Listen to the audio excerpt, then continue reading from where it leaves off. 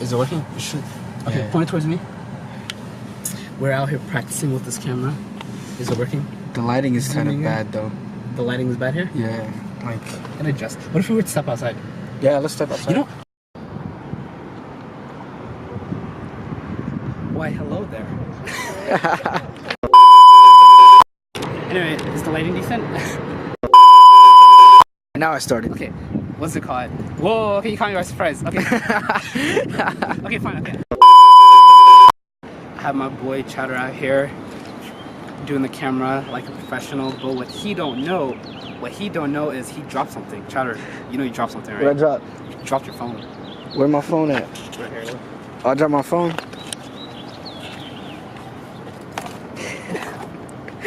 I dropped my... Oh, I did. First of all, I hope you're Wow. not, but this is a little booty count. Wow, I dropped my phone, guys. Didn't even notice. And this guy's a phone. He knows. Okay, here, you want your phone back? I'm about to... Oh, I already started. Okay, listen, this is take one, but officially start. Okay, all right. So what's it called? My name is Abdul Majid Liban, and I'm officially starting a YouTube channel. So as for my first video, I'm gonna quickly talk about why I'm starting it, and then I think I'll just end it there. Okay, so I'm officially starting my YouTube channel for 2 reasons. One of the reasons is professional, and then the other is personal. So the professional reason is that, okay, so when I look into like just my average day experiences, there's really 2 problems that I'm currently experiencing, and I'm currently coming up with a couple apps, well, 2 apps to work on them, and I think eventually I could turn this to like a business. So through this channel, I want to just document that experience of creating the app, and then eventually like launching them. Okay, so the first issue that I have concerns parking on campus. Ask anyone here at OSU about parking and they'll all tell you that parking sucks. My boy Chowder here with the camera. It's a hassle. You know, when he transfers here eventually, what's it called? He's gonna experience the problem here firsthand. So the idea is if you want prime parking like where we're at right now, this is good parking. It's near what's called the academic core. There's a ton of classes that I've attended that are around here. This is a really, really, really great place to park. The problem is though, it costs a lot. Like it costs over $800 for it. And if you're like a ramen noodles eating economic minded college student, that's a hassle. Plus the prices go up every single year. So what you're trying to say is broke? Pretty much. and even worse than that, like if you're a freshman this year, by the time you're a senior, this parking space will definitely cost over $1,000. So pretty much your only choice if you're like a broke college student to find like the, what's it called, cheapest parking space would be West Campus, which is pretty much from the academic core, it's like another 15-minute drive. And then once you get there, then you have to wait like another 10 to 15 minutes for a bus. Then the bus, you're gonna be on there for like another 10, 15 minutes. And then you have to walk to your class. In other words, if you're a commuter student like me, you have to leave home like an hour or 2 ahead of time compared to a student that lives on campus or nearby who can just walk to class in like 10 minutes. So my solution is that I've noticed there's actually a ton of underused parking spaces that are currently available that aren't currently available to the public that I want to make public. So for example, if you're someone who lives in one of the residential areas near campus, either across High Street or a ton of places here that are relatively close to class, there are times when those students aren't using their parking spaces, right? Maybe they're currently in class, maybe they're gone for the weekend, maybe it's summer and they're gone, maybe there's a holiday. Pretty much there's a ton of times when students that live near campus that have residential areas, they're not using their parking spaces. So what I want to do is I want to let those students when they're not using their parking space to let other students or even people nearby, like maybe they're coming for a game day or whatever, right? I want to, when the days they're not using their parking space, I want them to allow other people to use parking space and the people pay them for it. So that way they can generate money, which is their incentive for doing it. And as far as the consumer, this is more like parking space that's cheaper than what's currently available. Yeah, so I'm currently working on that app and I have the help of a developer currently working with me. So I'll probably be ready within like the next month or so. So the second issue that I've been experiencing has to do with, okay, so I'm a Muslim American, Somali American, and which means I have certain dietary restrictions. Just like a practicing Jew eats kosher, practicing Muslims, we eat halal food. And the good thing about Columbus is it has a decent Somali and Muslim population. So we do have a ton of like Somali and Muslim restaurants that serve halal food, even grocery areas.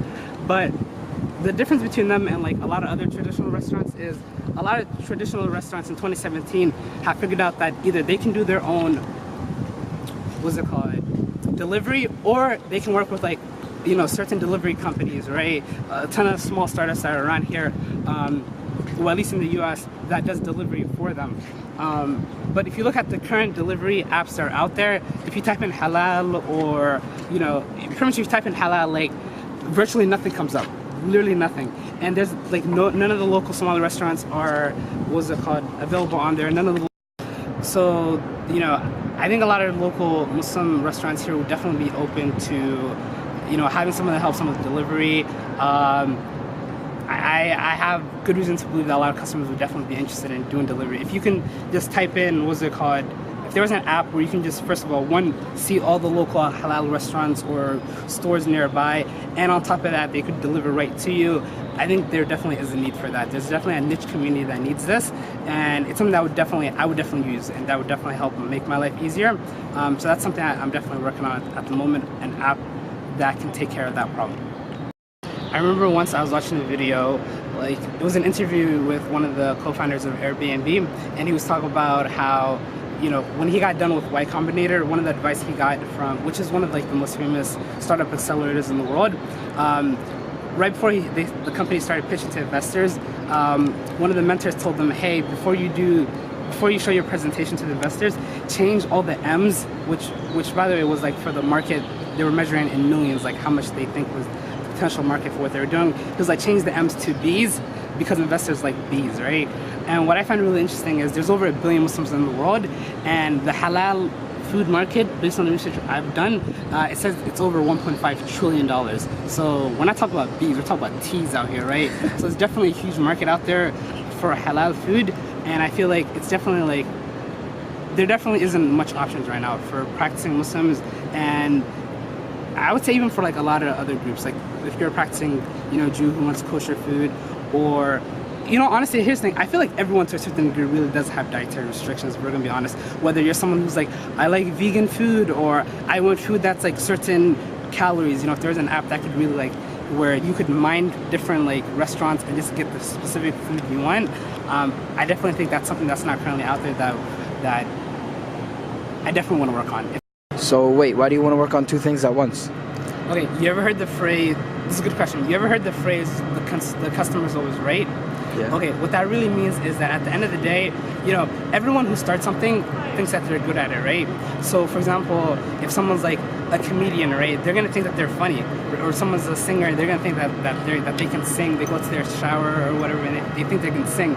But if you're a singer and you put like a record out there into the world, and guess what, like no one listens to it, no one buys it, or you're a comedian and you go over there and no one attends your shows, or you're a poet and no one comes to listen to you, what does that mean? That's the market telling you that despite you thinking that you're good, you're really not that good, right? The market is just brutally honest in that sense. So I have two ideas right now. You know, they're currently being developed, but I don't know what they're going to look like in the real world. Eventually the market is going to let me know if this is good or not. So since I have time right now, my goal is to like really just work on both, eventually throw it out into the world, throw it out into the market, and I think eventually the market will reveal itself. It'll eventually say which one of these two ideas that I thought was a good idea, which one of them was actually makes sense, which one is it that customers really want. And who knows, maybe both will turn out being flops, right? But let's hope not. I have an idea it won't turn out that way, but you know, we'll see. So, you know, I think they're good ideas. You do definitely need good ideas, but you also need to be able to execute it, which is definitely something that I'm working on at the moment. So I'm working on both, in summary, because I have free time at the moment, and because, you know, I don't know which one people will eventually click onto, but I think the market is the market is correct, and eventually it's going to reveal itself. Alright, so Abdul Najib, I'm your cameraman, but I gotta go work out, man. The RPAC is right there, so yeah, what? I gotta hit the library as well. So what was the personal reason why you wanted to do this? Well, the personal reason is this, okay, so the other day I was thinking about how, like, okay, so I'm a senior right now, college senior, going into my last year, and I remember I was on YouTube a couple of days ago, and I saw this video of, like, my freshman year. So I directly was not in the video, but okay, so my freshman year I joined like a ton of student organization. One of them was a fraternity, and the people that know me were looking at me funny, like, why'd you do that? Yeah, I didn't really know what a fraternity was. The guys were pretty cool, but I was literally the worst fraternity member in the world. Like, I didn't really attend like half the events. although they held a lot of events at night, and I'm a commuter student, so I was like, I can't stay that late. But like, so I saw a video of like, there was like this competition one time we were doing. It was more like, pretty much we had a theme, right? The theme that year was like superheroes, and then the different fraternities, sororities would come together, and we have to do a big show. And I remember I saw like a video of like the guys that I knew were performing, and a couple of my friends that were performing as well. I remember just watching and just reliving the moment, right? I saw one of my friends who, you know, I didn't even know he was part of a fraternity, but he was another fraternity, and I also didn't know he could dance, and the dude had like moves like crazy. And I remember the second I saw it, it just brought me to that moment where I saw him dance, and I was like, yo, this dude got moves. What he been doing this whole time, right? And I remember just thinking to myself, if I had just like documented my experience from like when I first started all the way until right now, I think on one hand it would have been interesting, and you know, like 5 or 10 years from now I could have just looked back on that, just remembering it. And even today with me documenting this, with you being my friend, I know like in 5 or 10 years we can like look back at this video and just be like, remember that day we were out here shooting that one wacky video, which may become more videos hopefully, and I just stopped here. But I don't know, just for the feels, bro, for the feels. Okay, so I have to go to the library and take care of some work. My boy out here has to go hit the gym at the moment, and the sun is killing me and I'm sweating, so and it's Ramadan. And it's Ramadan too, so what's it called? Yeah, no, I'm gonna end the first video right here. If you guys want to see my journey launching this business, and what's it called, the whole experience, then you can always like and subscribe. And I want to end the first video here, and then we'll see you guys for a video too. Also, you know what? I might legit start cooking. That kind of sounds random here, but like, especially if I'm doing the whole, what's it called, like the food delivery, like, yeah. There's a ton of like Somali food. What's it called? How do you make certain food halal or not? Would you like? How interesting would it be if someone could like show? Because I haven't seen this yet, but like, what if someone got like traditional food, but they made like a halal version? So like, you saw a certain pizza you liked, but then you couldn't really eat it, and they showed you how to do like a halal version of it. So I'm definitely halal alternatives, turkey bacon. Start doing that. You already know. Yeah. That's the end. Peace. Bye.